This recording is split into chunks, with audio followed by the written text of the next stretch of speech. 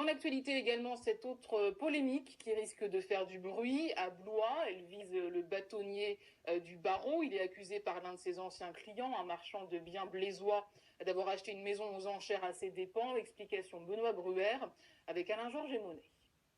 Il y a quelques jours, Maître Vinet était sur le perron du tribunal de Blois pour défendre l'aide juridictionnelle. Mais depuis les révélations de la Nouvelle République, le bâtonnier serait-il le principal artisan d'une affaire d'escroquerie ?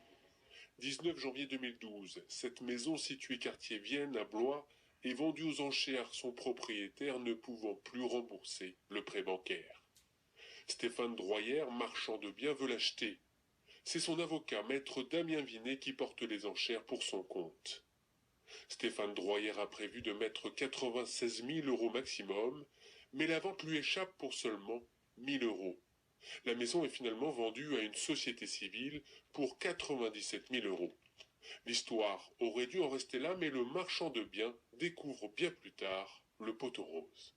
Je consulte souvent, même tous les jours, le site Le Bon Coin, et j'ai découvert par hasard la photo de la maison que je souhaitais acquérir avec donc Maître Vinet, et j'ai donc cliqué sur l'annonce. J'ai découvert le numéro de téléphone de mon avocat, et donc je me suis rendu compte que mon avocat avait vraiment une liaison donc avec cette maison, alors qu'il n'aurait pas dû en avoir, vu que nous n'avions pas remporté les enchères. Son propre avocat a donc acheté ce bien via une société civile dont il possédait 50% des parts. Depuis, Stéphane Droyer se bat. Il a rejoint un collectif de personnes spoliées par les ventes aux enchères de biens immobiliers.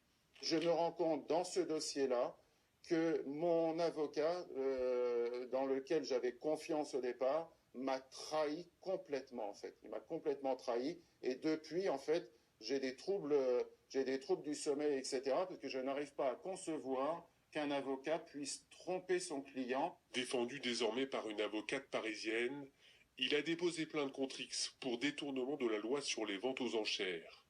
Sera-t-elle recevable ? C'est au procureur de Blois, Frédéric Chevalier, d'en décider. Joint à 2 reprises, maître Damien Vinet n'a pas souhaité nous faire de commentaires sur cette affaire.